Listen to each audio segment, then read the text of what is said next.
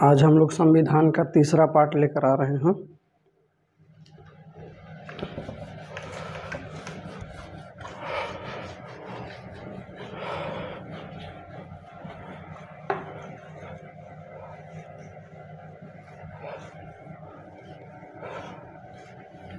अब तक हम लोगों ने दो क्लास कर लिया है।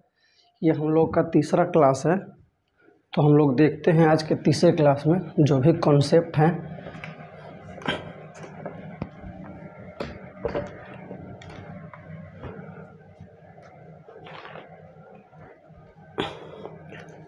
तो मैंने पिछले क्लास में बताया था,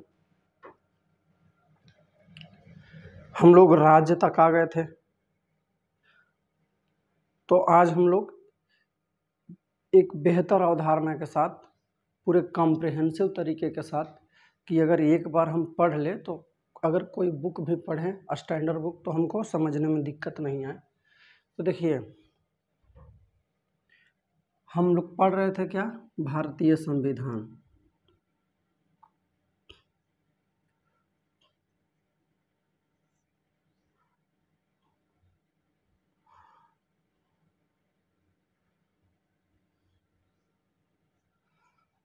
हम लोग पढ़ रहे थे भारतीय संविधान। सबसे पहले हम लोगों ने जाना कि संविधान किसे कहते हैं। तो हम लोगों ने बताया था कि संविधान क्या है? किसी नियमों और कानूनों का एक दस्तावेज है जिसके माध्यम से किसी राज्य का, है ना, किसी देश का, किसी संस्था का शासन सुचारू रूप से संचालित किया जाता है।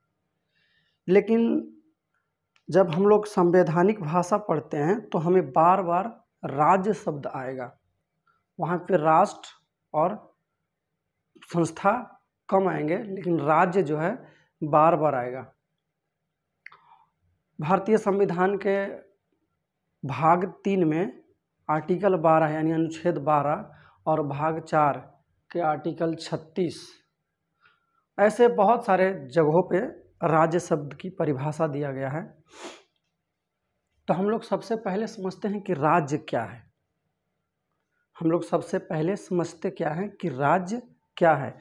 कल तो हम लोगों ने बता दिया था कि राज्य बना कैसे।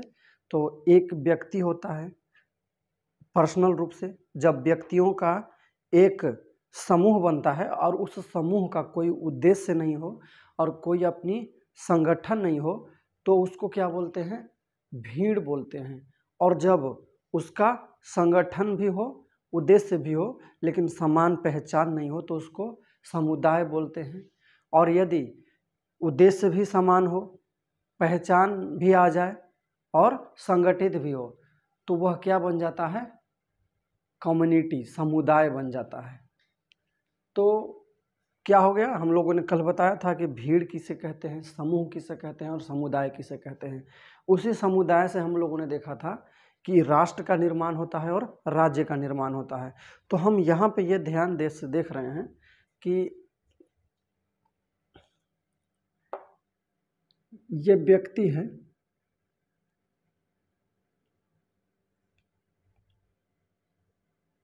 और व्यक्ति से यहाँ पे क्या क्या बन रहा है? तो एक भीड़ बन रहा है,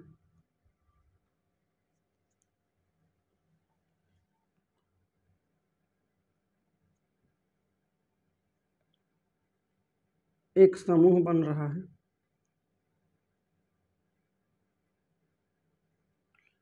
और एक समुदाय बन रहा है।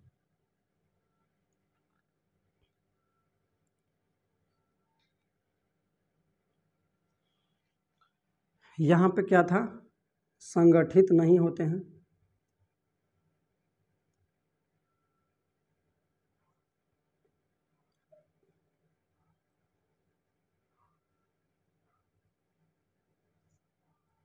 और इनका सामान्य उद्देश्य भी नहीं होता है। सबका सामान्य उद्देश्य नहीं होता है। इसमें जाएंगे तो ये दोनों होता है, सामान्य उद्देश्य भी। यहाँ पे जाएंगे तो संगठित भी होते हैं और सामान्य उद्देश्य भी होता है, लेकिन इनकी एक खासियत होती है कि ये क्या हो जाते हैं? इनका समान पहचान हो जाता है।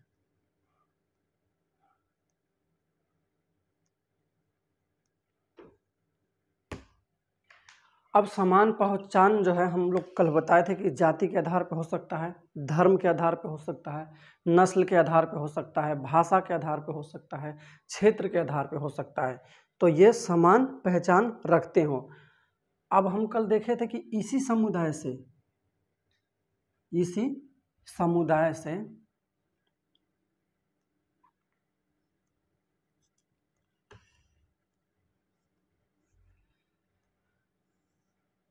जब समुदाय बड़ा होता है तो वह राष्ट्र बनता है और राज्य बनता है।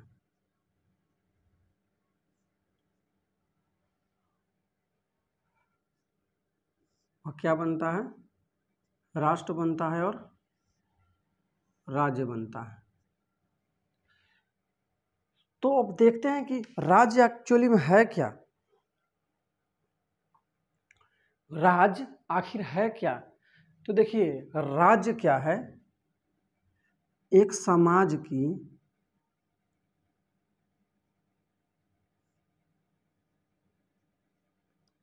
राजनीतिक अवधारणा है।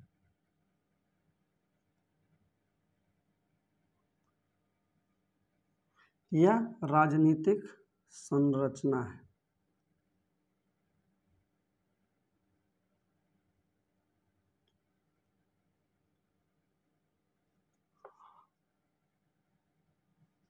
जो अमूर्त है।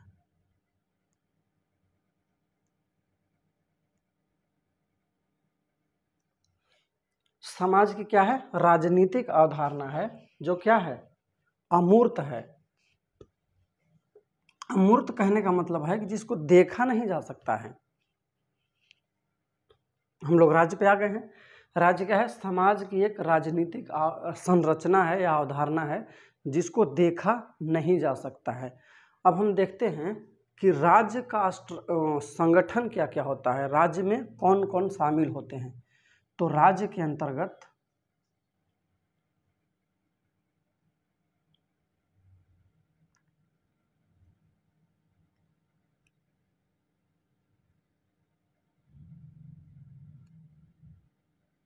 संघ सरकार,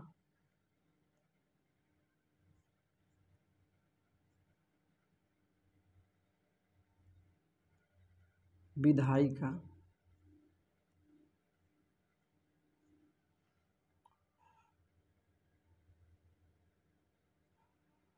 राज्य सरकार,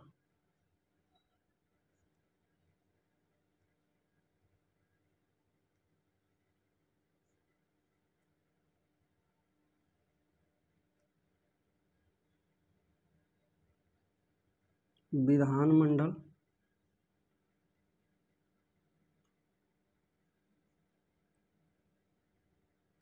और स्थानीय सरकार।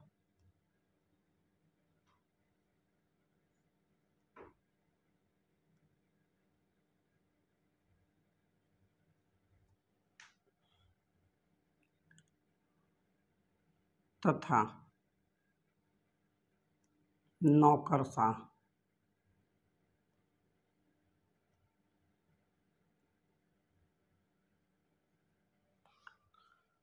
तो ये क्या होते हैं? राज्य के अंतर्गत शामिल किए जाते हैं।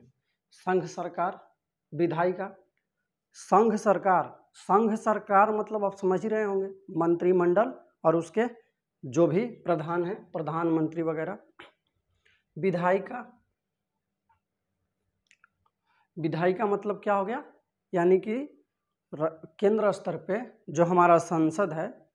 विधायिका एक्चुअली में होता क्या है? विधायिका मतलब होता है जो विधि का निर्माण करती हो।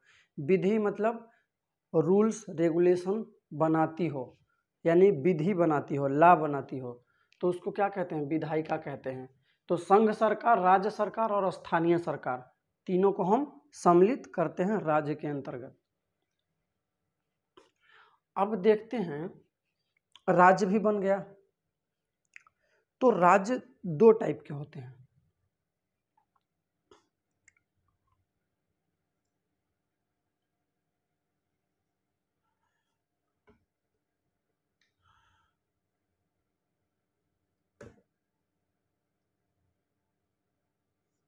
एक को बोलते हैं पुलिस राज,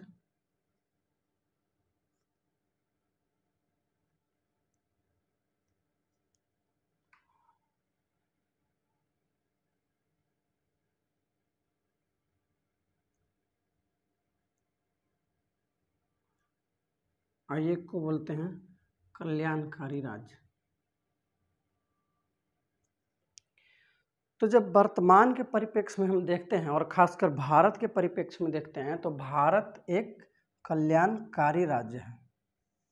भारत एक कल्याणकारी राज्य की स्थापना कर रहा है और करना चाहता है और आगे इसी के नैतिक मूल्यों पर आगे बढ़ रहा है। पुलिस राज्य क्या होता है? पुलिस राज्य में होता क्या है कि वह प्रशासन से संबंधित ध्यान केंद्रित करता है, लेकिन लोगों के दैनिक जीवन में किस चीज़ की कमी है कि नहीं है, उनके नैतिक मूल्य, सामाजिक मूल्य, आर्थिक मूल्य पे क्या नफ़ा नुकसान हो रहा है, इस पे कोई ध्यान नहीं देती है। और कल्याणकारी राज्य होता है कि जो वहाँ के राज्य के नागरिक होते हैं उनके सामाजिक, आर्थिक, नैतिक, प्राकृतिक मूल्यों का हनन नहीं हो, एक दूसरे को कोई बाधित ना करे, समान तरीके से बढ़ सके, उनका विकास हो, वो स्वतंत्रता उनको मिले, इन सब चीज़ों पे फोकस करता है कौन? कल्याणकारी राज्य। कल्याणकारी राज्य में यह देखा जाता है कि जितने भी वंचित लोग होते हैं उनको आगे बढ़ने के लिए वैसा माहौल प्रदान किया जाता है, वैसे राज्य की तरफ से उनको कुछ सुविधाएं भी दी जाती हैं ताकि जो बढ़े हुए लोग हैं उनके श्रेणी में आके वो खड़े हो सके। तो ये पुलिस राज्य और कल्याणकारी राज्य। तो भारत जो है निश्चित रूप से एक कल्याणकारी राज्य बन रहा है और बना भी है और निरंतर यह आगे बढ़ता रहेगा। तो यह एक ऐसी प्रक्रिया है जो निरंतर चलता रहेगा। अब हम लोग देख लिए कि ये कल्याणकारी राज्य है, तो कल्याणकारी राज्य की स्थापना होगी कैसे? तो कल्याणकारी राज्य की स्थापना इसलिए होगी, या कल्याणकारी राज्य की स्थापना तब तक नहीं हो सकती जब तक कि एक सुव्यवस्थित ढांचा का निर्माण नहीं हो जाए। एक सुव्यवस्थित ढांचा का निर्माण नहीं हो जाए। अब कल्याणकारी राज्य बनेगा तो यहाँ के जितने भी लोग हैं कैसे उनको सामाजिक, आर्थिक और राजनीतिक न्याय की प्राप्ति होगी, समानता की प्राप्ति होगी, विचार, अभिव्यक्ति, विश्वास, धर्म और उपासना की स्वतंत्रता की प्राप्ति होगी। तो इसके लिए क्या चाहिए? एक राजनीतिक ढांचा होना बेहद जरूरी है। तो यहाँ से हम क्या देख रहे हैं कि राजनीतिक ढांचा क्यों जरूरी है। अब दूसरी चीज देखते हैं कि भारत एक क्या है, बहुत बड़ा जनसंख्या वाला देश है। अब बहुत बड़ा जनसंख्या वाला देश है तो इस पे इनके यहाँ के जो लोग हैं उनको नियंत्रित करना, उनको सुचारू रूप से किसी काम में संचालित करना, उनको बेहतर माहौल प्रदान करना, अगर वंचित है तो उनको वैसा मतलब अवसर देना कि वो आगे की श्रेणी में आ जाएं। तो ये सब काम कौन करेगा? एक राजनीतिक ढांचा रहेगा जिसके माध्यम से कर सकते हैं। दूसरे कि अभी बताए थे कि भारत एक विविधतापूर्ण वाला देश है, जाति, धर्म, भाषा, संस्कृति, क्षेत्र सबका अलग अलग है। तो यहाँ के लोग नक्सलवाद, संप्रदायवाद, क्षेत्रवाद के शिकार ना हो जाएं, इसके लिए भी एक राजनीतिक ढांचा का होना बेहद जरूरी होता है। तीसरी बात होता है कि यदि हम ध्यान से देखते हैं तो भारत जो है अभी परिवर्तन के तीव्रता के दौर से गुजर रहा है। कहने का तात्पर्य क्या है कि जैसे भारत में जो वंचित लोग हैं उनको बढ़ावा देने के लिए जो राज्य है अनेकों कदम उठा रहा है। अगर राज्य अनेक कदम उठाएगा तो जो पहले से श्रेष्ठ लोग हैं उनको कहीं ना कहीं यह आभास होगा कि हमारे जो स्वतंत्रता था या जो हमारे जो दिनचर्या था, जो जीवन शैली थी, उसमें हस्तक्षेप हो रहा है, तो इससे क्या होगा, आपसी तनाव बढ़ेगा। और जब इस आपसी तनाव बढ़ के एक्सट्रीम लेवल पे चला जाएगा तो इसको नियंत्रित कौन करेगा, तो इसके लिए भी एक राजनीतिक ढांचा का होना बेहद जरूरी हो जाता है। तो इन सब पहलुओं पे हमने देख लिया। तो अब देखिए, अब किसी भी राज्य का यह सबसे जो मूल चुनौती होता है कि लोगों को एक बेहतर नियम बनाए तो कौन बनाए जिसके माध्यम से वहाँ का शासन सुचारू रूप से संचालित किया जा सके। दूसरी चुनौती आता है उनका कि जो नियम बनाए गए हैं उनको सुचारू रूप से संचालित कैसे किया जाए, कौन उसको लागू करवाएगा। और तीसरी चुनौती होता है कि वहाँ के जो लोग हैं, या तो व्यक्ति और व्यक्ति के बीच या व्यक्ति और सरकार के बीच अगर कोई भी तरह का तनावपूर्ण माहौल बनता है तो उनको कानून के अंतर्गत रह के न्याय की प्राप्ति कैसे होगी। तो इन सब चीज़ों को ध्यान से हमने देखा तो किसी भी देश या राज्य के चुनौतियां मुख्यतः तीन होती हैं: नियम बनाने की, कार्य को करवाने की, और तीसरा उन पे नियंत्रण रखने की। तो इसी के आधार पे जो तीन चुनौतियां आ रही थी, इसी चुनौतियों को ध्यान रखते हुए हमने इसको 3 अंग का निर्माण किया, यानी राजनीतिक शास्त्रों ने 3 अंगों का निर्माण किया। तो वो कौन कौन से थे? तो अब हम लोग आते हैं शासन के अंग।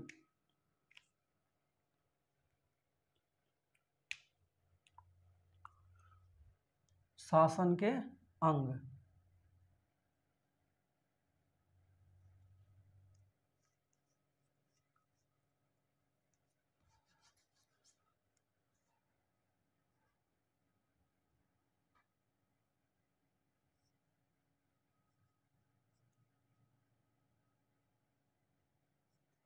जब शासन के अंग देखेंगे तो एक हो जाएगा विधायिका,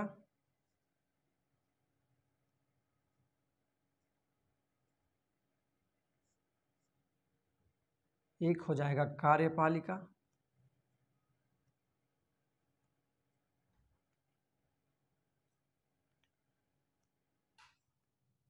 और एक हो जाएगा न्यायपालिका। न्यायपालिका विधायिका के अंतर्गत कौन कौन से आते हैं?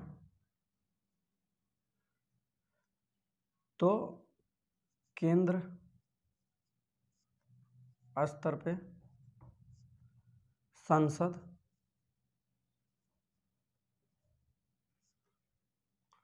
और राज्य स्तर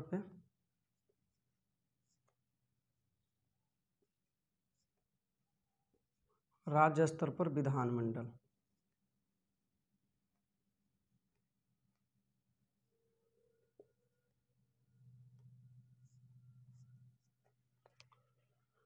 अब संसद में देखिए,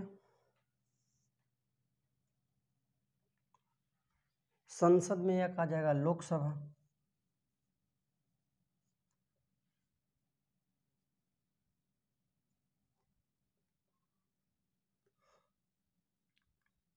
दूसरा राज्यसभा, और तीसरा राष्ट्रपति।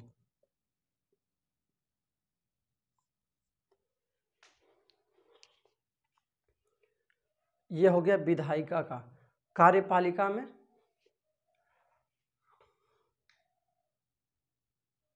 राष्ट्रपति, प्रधानमंत्री,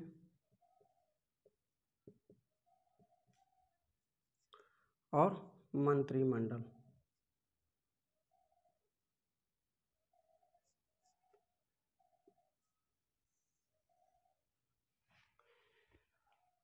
अब हम लोग देख रहे हैं विधायिका, कार्यपालिका और न्यायपालिका। तो विधायिका का काम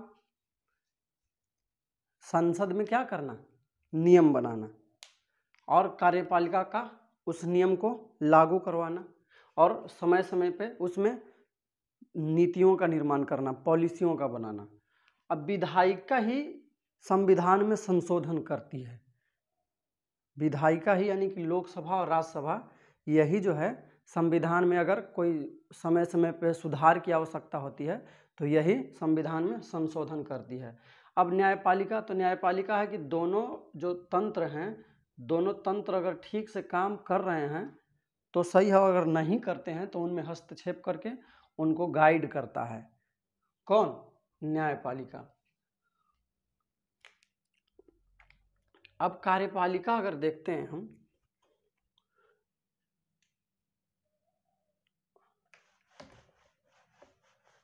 तो कार्यपालिका भी दो प्रकार के होता है।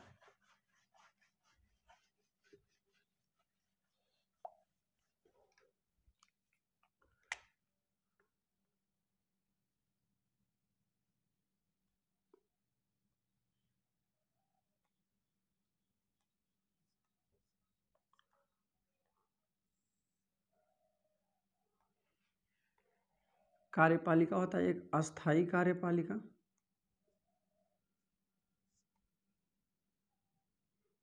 एक अस्थायी कार्यपालिका।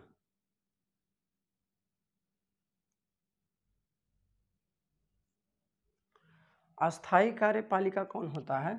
तो वैसे कार्यपालिका जिनको किसी वोटिंग की ज़रूरत नहीं होती है, यानी कोई वो चुनाव नहीं लड़ते हैं, तो इसके अंतर्गत जो नौकरशाह होते हैं, जो आईएएस लेवल के जो अधिकारी होते हैं वो होते हैं। क्योंकि प्रधानमंत्री को जो भी सचिव होता है और जो भी उनको गाइड करता है, जो पॉलिसी मेकर होता है, जो उनको समय समय पे प्रावधानों को बना के देता है, तो वो कौन होते हैं? अस्थायी कार्यपालिका होते हैं, आईएएस लेवल के अधिकारी होते हैं। अस्थायी कार्यपालिका में जो राजनीति से आते हैं, जो चुनाव लड़ के आते हैं, एक निश्चित टाइम पीरियड के लिए आते हैं और जब तक उनका मतलब जब तक उनका समर्थन जनता का प्राप्त होता है तब तक वह रहते हैं, और जब समर्थन गिर जाता है तो वो कार्यपालिका से बाहर हो जाते हैं और फिर से चुनाव होता है। तो कार्यपालिका दो प्रकार के, अस्थायी और अस्थायी।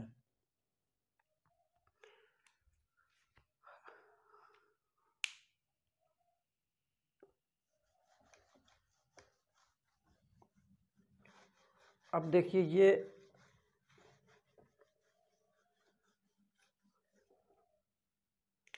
हमारा शासन का अंग जो था 3 था।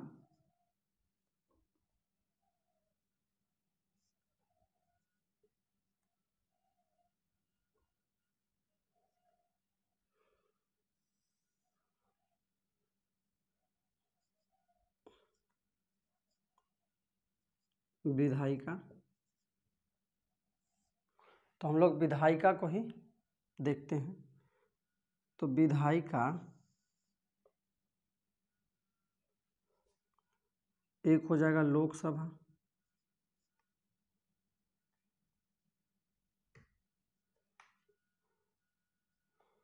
एक हो जाएगा राज्यसभा।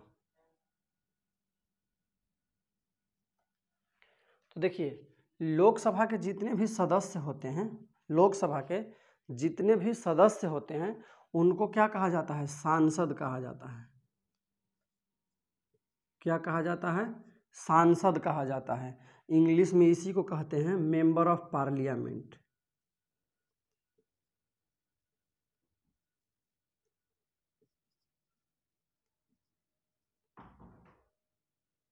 मेंबर ऑफ पार्लियामेंट, और इसी को शॉर्टकट तरीके में हम लोग इसको बोलते हैं क्या? एमपी। क्या बोलते हैं? एमपी। तो लोकसभा या राज्यसभा जिसके भी अगर वो सदस्य हैं तो उनको बोला जाएगा सांसद ही। बस ये है कि लोकसभा का सांसद और राज्यसभा का सांसद बोला जाएगा। तो मेंबर ऑफ पार्लियामेंट, ये जो विधायिका है ना, इसको संसद भी कहते हैं। और संसद के 2 अंग हो जाते हैं, लोकसभा और राज्यसभा, और तीसरा राष्ट्रपति होता है। लेकिन राष्ट्रपति तो एक ही होता है तो उसके सदस्य तो एक ही होंगे। तो जो संसद के जो सदस्य होते हैं, लोकसभा के सदस्य को लोकसभा का सांसद कहते हैं और राज्यसभा के सदस्य को राज्यसभा का सांसद कहते हैं। इसको ऊपरी सभा बोलते हैं या ऊपरी सदन, और इसको निचली सदन बोलते हैं। यह लोगों का प्रतिनिधित्व करता है और यह जो है राज्य के विधानसभा के सदस्यों के द्वारा चुने जाते हैं। तो देखिए, अगर जब इलेक्शन की बात करेंगे, लोकसभा के सदस्यों के इलेक्शन की बात करेंगे, तो लोकसभा के सदस्यों का चुनाव प्रत्यक्ष रूप से जनता करती है। यहाँ के प्रतिनिधि खड़े होते हैं और उनको वोटिंग के द्वारा जनता प्रत्यक्ष रूप से चुनती है। और यहाँ राज्यसभा के सदस्यों का चुनाव जब हम राज्य के विधानमंडल में आएंगे, जैसे विधायिका, ये तो हो गया केंद्र स्तर पे,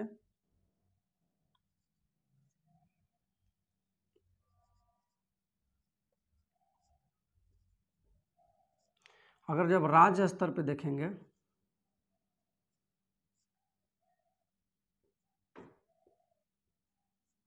तो राज्य स्तर पे देखते हैं तो एक होता है विधानमंडल,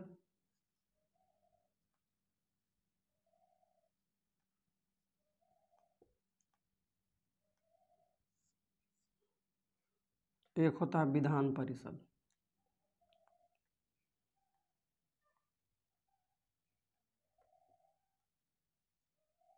तो ये जो विधानमंडल में जो ये विधानसभा,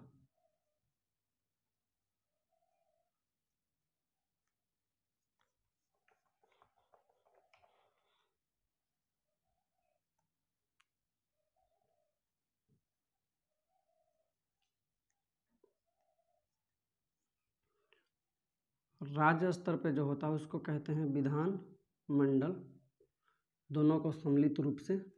ये विधानसभा, तो विधानसभा के सदस्यों का जनता प्रत्यक्ष रूप से चुनाव करती है, लेकिन यही विधानसभा के जो सदस्य होते हैं वो राज्यसभा के सदस्यों का क्या करते हैं, चुनाव करवाते हैं। तो यह क्या करता है, किसी भी राज्य के प्रतिनिधियों का, है ना, यानी कि राज्य का प्रतिनिधित्व करता है। यह लोगों को प्रतिनिधित्व करता है प्रत्यक्ष रूप से और यह राज्य को प्रतिनिधित्व करता है। तो समझ गए, संसद के जो अंग होते हैं 3 होते हैं, राष्ट्रपति, लोकसभा और राज्यसभा। इसके जो सदस्य होते हैं उसको सांसद बोलते हैं, मेंबर ऑफ पार्लियामेंट, जिसको शॉर्टकट में क्या बोलते हैं, एमपी बोलते हैं। और अगर राज्यसभा में है तो उसको एमपी ही बोलेंगे, लेकिन वह क्या होता है, राज्यसभा का सदस्य होता है। अब विधानसभा का देखते हैं, तो विधानसभा के जो सदस्य होते हैं उसको हम लोग क्या बोलते हैं, तो उसको विधायक बोलते हैं, उसको विधायक बोलते हैं। और इंग्लिश में इसको क्या कहा जाता है, member of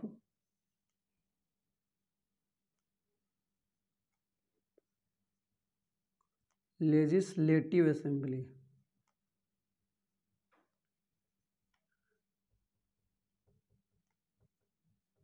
member of legislative assembly, जिसको शॉर्टकट में हम लोग कह देते हैं MLA। क्या कहते हैं विधायक को, MLA। विधान परिषद के जो सदस्य होते हैं उसको बोलते हैं मेंबर ऑफ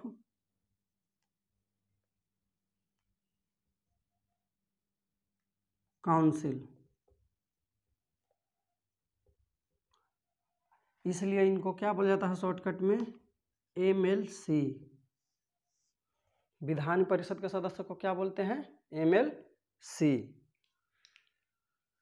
तो हम लोग देख लिए। अब इसके अगर स्ट्रक्चर की बात करेंगे तो लोकसभा का जो स्ट्रक्चर होता है, तो लोकसभा के देखिए अधिकतम सदस्य कितने होते हैं, तो जो पाक ऑक्युपाइड कश्मीर है अगर उसको भी शामिल कर लें तो 552 होता है, लेकिन वर्तमान समय में 543 है, क्योंकि 2 व्यक्तियों का जो नॉमिनेट करते थे, नामित करते थे राष्ट्रपति आंग लेनिन का, उसको समाप्त कर दिया गया है। अब अगर देखेंगे तो इसमें जो 543 है, तो इसमें राज्यों से रहते हैं और केंद्र शासित प्रदेश से।